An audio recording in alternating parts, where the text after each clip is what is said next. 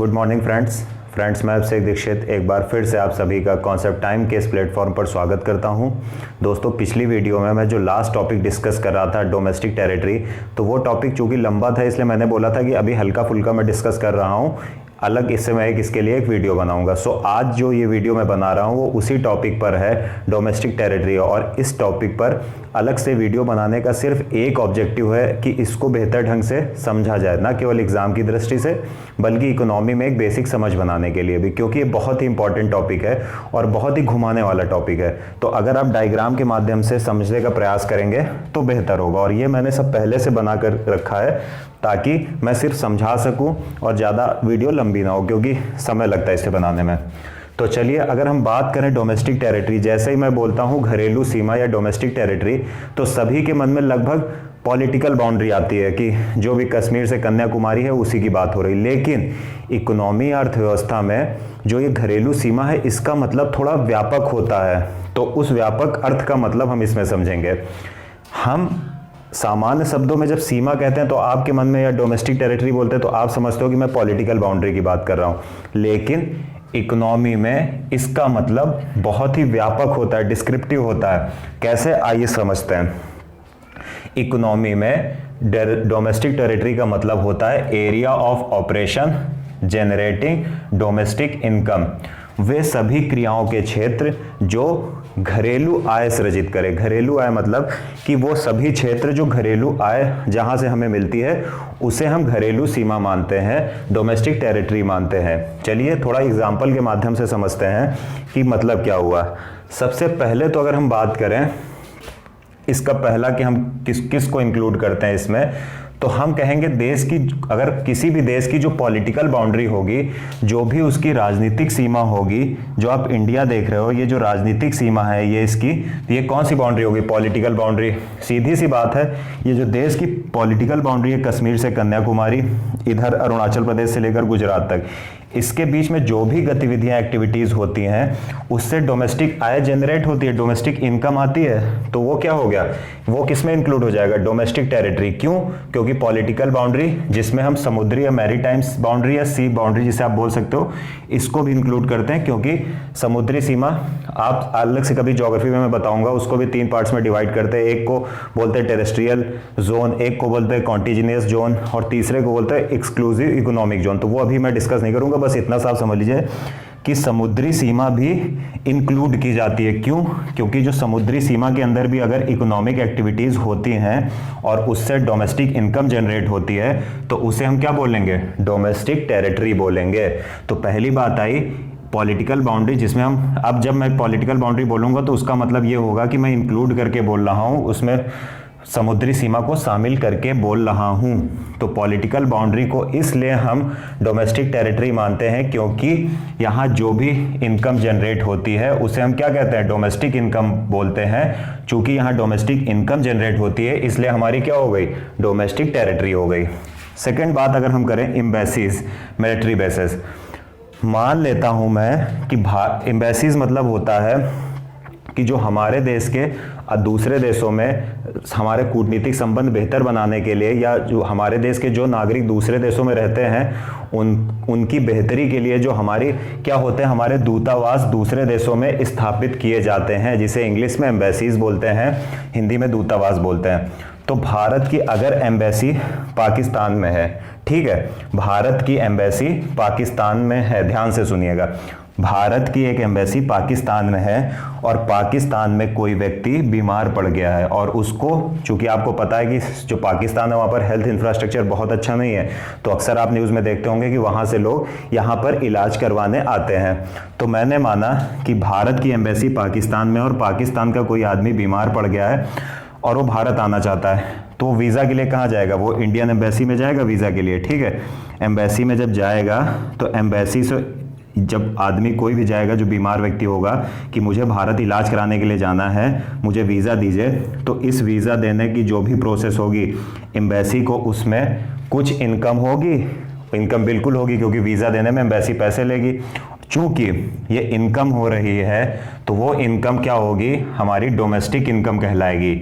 और वो domestic income जहां से भी हो रही है उसे क्या बोलेंगे, डोमेस्टिक टेरिटरी। यानी जो दूसरे देशों की एम्बेसीज होती हैं भारत में या भारत की एम्बेसीज होती हैं दूसरे देशों में, तो अगर मैं बात करूं जो भारत की एम्बेसीज दूसरे देशों में है तो वो किसकी डोमेस्टिक टेरिटरी हैं, वो भारत की डोमेस्टिक टेरिटरी हैं। क्यों, क्योंकि एम्बेसी पर पूरा नियंत्रण किसका होता है, जिसकी होती है। मतलब पाकिस्तान में अगर भारत की एम्बेसी है तो इस एम्बेसी पर पूरा कंट्रोल कौन सी गवर्नमेंट का होगा, इंडियन गवर्नमेंट का होगा। इसमें पाकिस्तानी गवर्नमेंट हस्तक्षेप नहीं करेगी।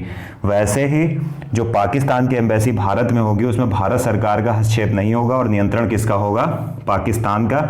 इसलिए जो इंडिया में पाकिस्तान की दिल्ली में एम्बेसी होगी वो किसकी डोमेस्टिक टेरिटरी होगी, वो पाकिस्तान की डोमेस्टिक टेरिटरी होगी, इंडिया की नहीं होगी। तो मतलब जो भारत की एम्बेसी है यहाँ पर, इससे अगर इनकम जनरेट हो रही है, डोमेस्टिक इनकम जनरेट हो रही है, तो उसे क्या कहेंगे, डोमेस्टिक टेरिटरी। क्योंकि परिभाषा में साफ साफ लिखा गया है कि वो सभी क्षेत्र जिनसे घरेलू आय या डोमेस्टिक इनकम जनरेट हो उसे हम क्या बोलेंगे, डोमेस्टिक टेरिटरी बोलेंगे। इसी तरह हम मिलिट्री बेसेस की बात कर लेते हैं। मान लिया एग्जांपल लेके चलते हैं कि भारत का एक मिलिट्री बेस, ये पाकिस्तान हो गया और पाकिस्तान के ऊपर अफगानिस्तान में, ठीक। किसी भी कारण से मान लिया ये मिलिट्री बेस है और यहाँ पर भारतीय सेना अफगानिस्तान में कुछ काम कर रही है और इसके बदले अफगानिस्तान पेमेंट कर रहा है। मान के चलते हैं अफगानिस्तान पेमेंट कर रहा है, वैसे अफगानिस्तान पेमेंट करने की हालात में है तो नहीं, लेकिन मान के चलते एक मिलिट्री बेस है यहाँ पर और यहाँ से भारतीय सेना अफगानिस्तान में अपनी सर्विस दे रही है और अफगानिस्तान यहाँ पर क्या कर रहा है, पेमेंट कर रहा है। तो ये जो क्षेत्र है ये क्या कर रहा है, ये डोमेस्टिक इनकम जनरेट कर रहा है, जनरेटिंग डोमेस्टिक इनकम।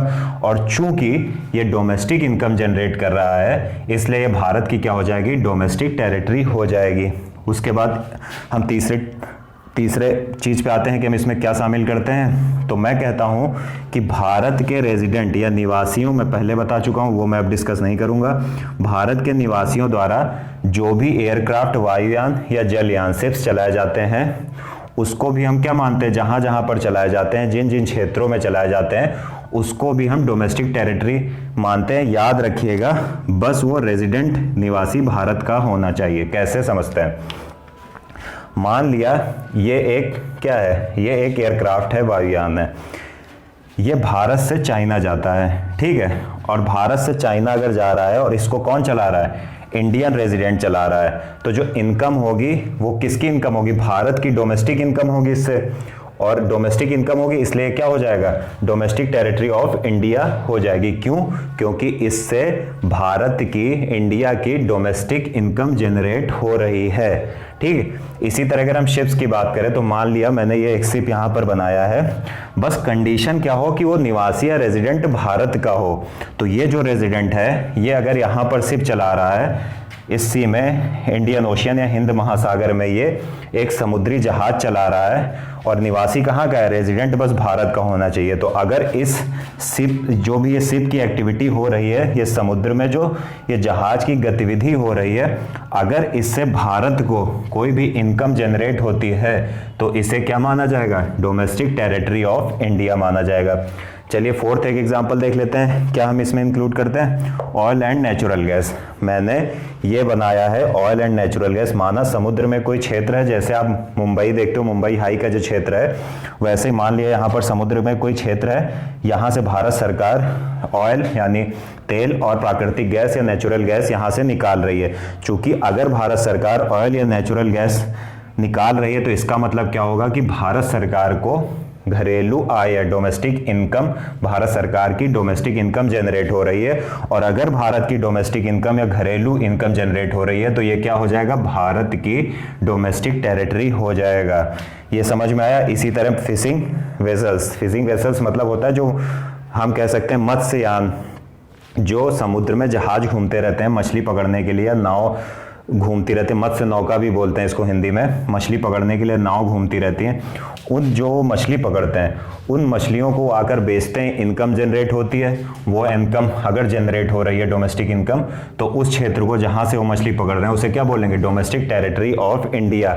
तो ये चारों जो हमने ये देखा कि हम डोमेस्टिक टेरिटरी में किसको इंक्लूड करते हैं, एग्जाम्पल समझ लीजिए, कुछ भी बोल लीजिए, समझ में क्या आया कि वो सारी economic activities, area of operations जिससे भारत की डोमेस्टिक इनकम जनरेट हो, वो सारी आर्थिक गतिविधियां या कोई भी गतिविधियां, एरिया ऑफ ऑपरेशन, किसी भी गतिविधि का क्षेत्र जिससे भारत की घरेलू इनकम बढ़े या घरेलू इनकम जनरेट हो, उसे हम क्या बोलेंगे? Domestic territory of India.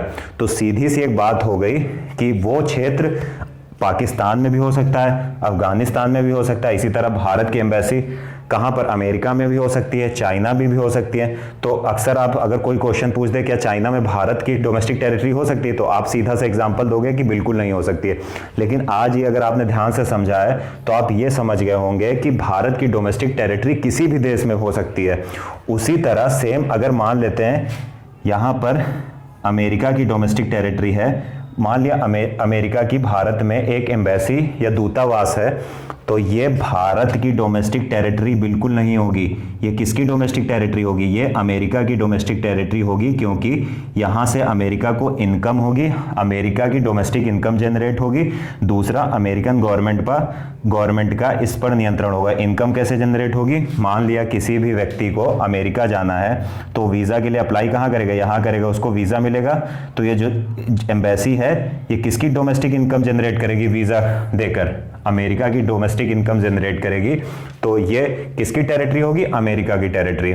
तो डोमेस्टिक टेरिटरी और जो आप जियोग्राफिकल टेरिटरी या पॉलिटिकल टेरिटरी समझते हो, भौगोलिक सीमा या पॉलिटिकल मतलब राजनीतिक सीमा, उसमें बहुत बड़ा अंतर होता है। जब भी घरेलू सीमा या इसे एक और नाम से जानते हैं आर्थिक सीमा की बात आए तो ये समझ लीजिएगा, बस ये आप एक लाइन याद रखिएगा, एरिया ऑफ ऑपरेशंस विच